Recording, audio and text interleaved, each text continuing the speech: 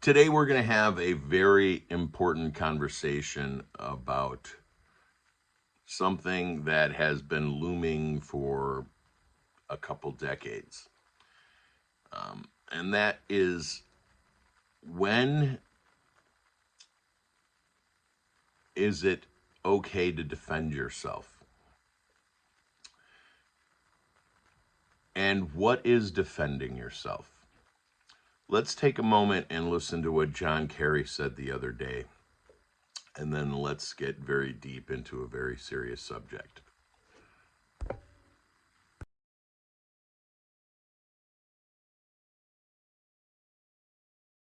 The dislike of and anguish over social media is just growing and growing and growing.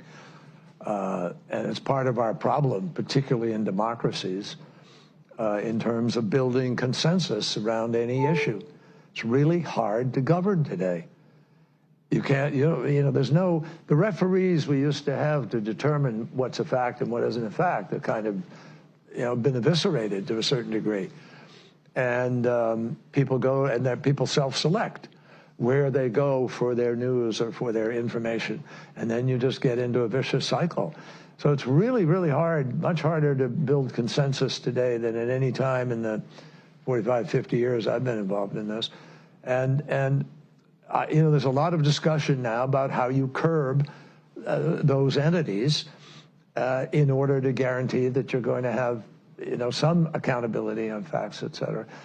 But look, if people go to only one source and the source they go to is sick and, has an agenda and they're putting out disinformation, our First Amendment stands as a major block to the ability to be able to just, hammer it out of existence. So what we need is to win the ground, win the right to govern by hopefully having, winning enough votes that you're free to be able to implement change.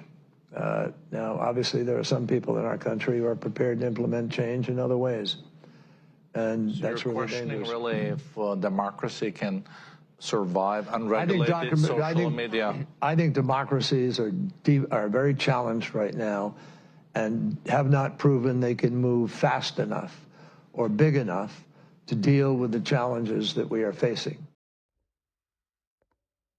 Now, John Kerry, the volume might be ramping up now. If you're not able to hear me, give it a moment. But what John Kerry is doing, he's replacing the word communist control or Democrat for communist control. They're putting every move that they make in this category of democracy. I don't have a Bible in front of me, but Ecclesiastes 3 talks about seasons. And there is a time for everything. There is a time to rejoice. There's a time to have sorrow. There's time to live. There is a time to die.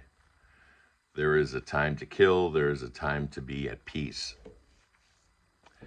The word kill is very interesting. Because people use it incorrectly very often. On the news, for instance, they'll say 2 people were killed by a gunman, but they weren't killed by a gunman. They were murdered by a gunman.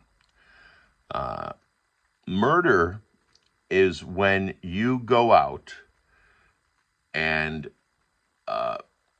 pick a battle with someone who has not done you wrong. When you attack someone. Killing is something that you do when you try to feed your family and you go hunting, or you defend your land against illegal aliens who are stealing food or your pets. That is killing. And killing is, as the Bible quotes in Ecclesiastes 3, a season of life. I will say that there's only one time to kill. The only time you can kill a person is in self-defense. And what is self-defense? what are you defending? You're defending your life, and part of your life are your God-given rights as they were mentioned in the 10 Amendments. The Second Amendment allows you to kill people who violate your rights, your God-given rights. For instance, the First Amendment.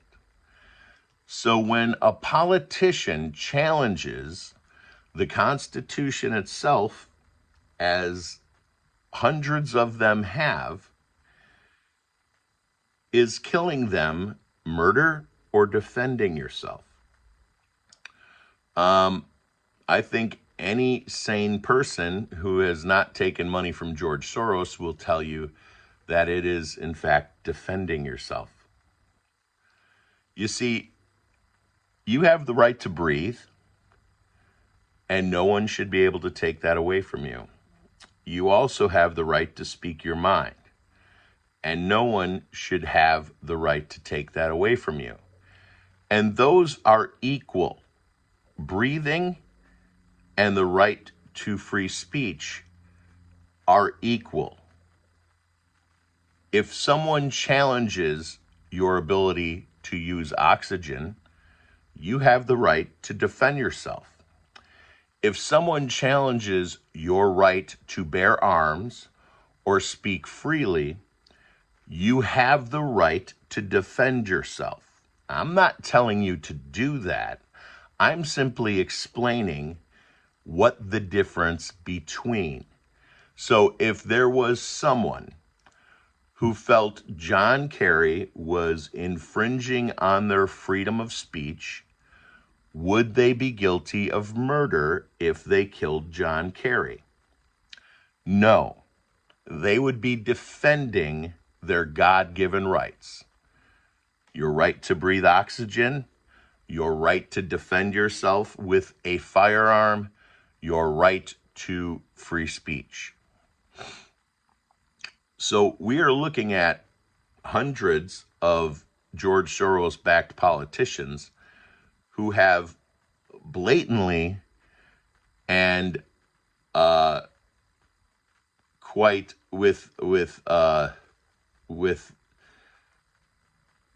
what's the word I'm looking for? They have bluntly and with pride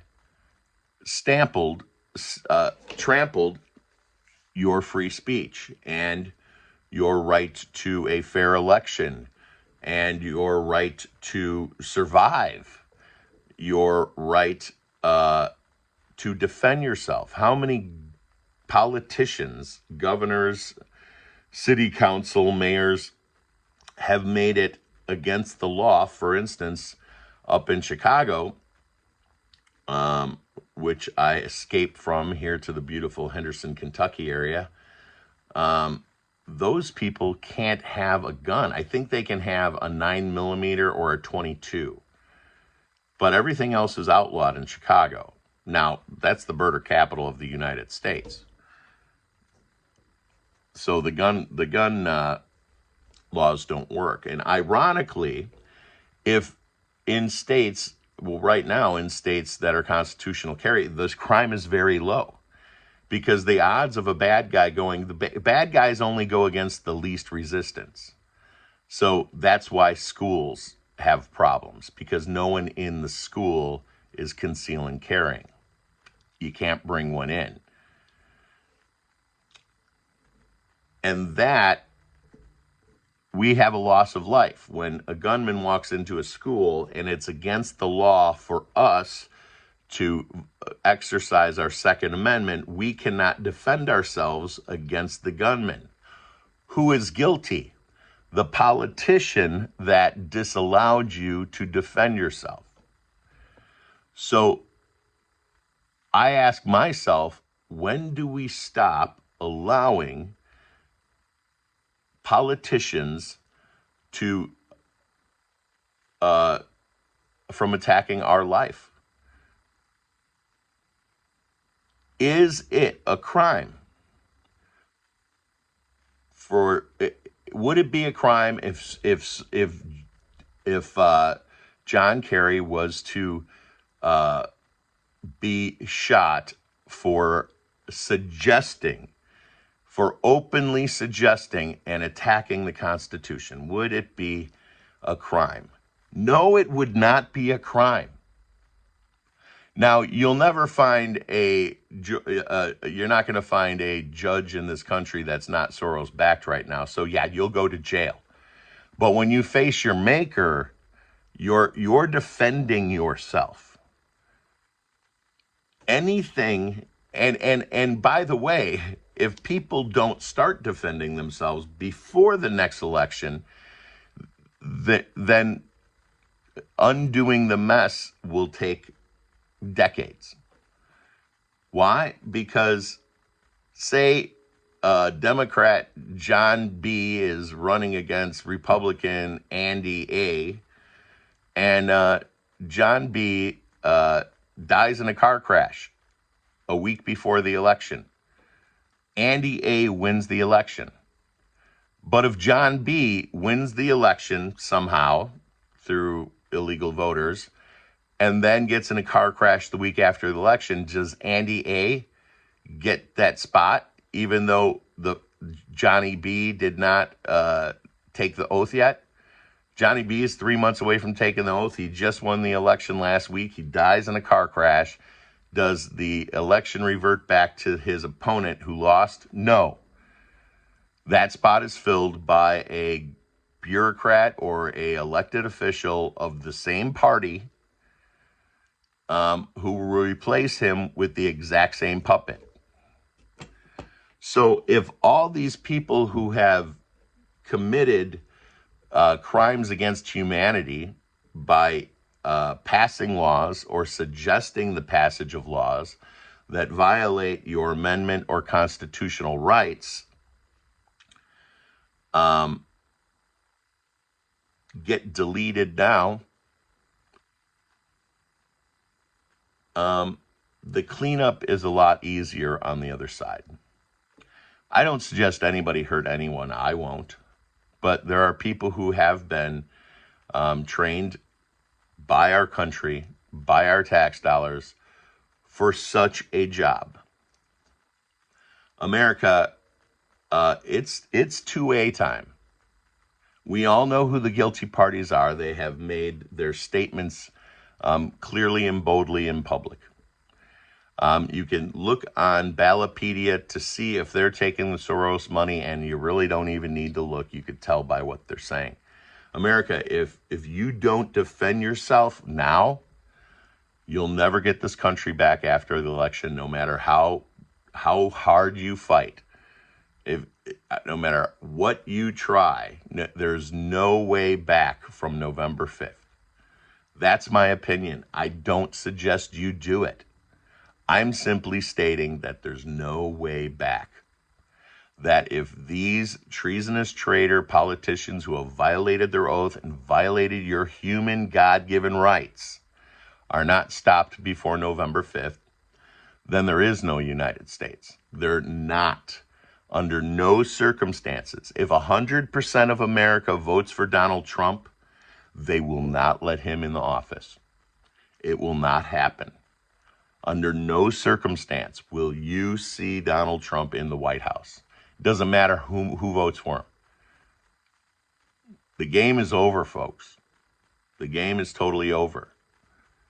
It is way, way, way past time to defend your country.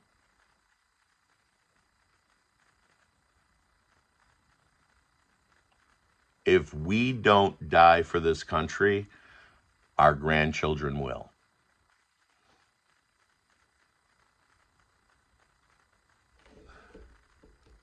I'm not a coward. It's time for everybody to stop being cowards. Peace and love worldwide. Live your life before your life lives you, and keep on smiling.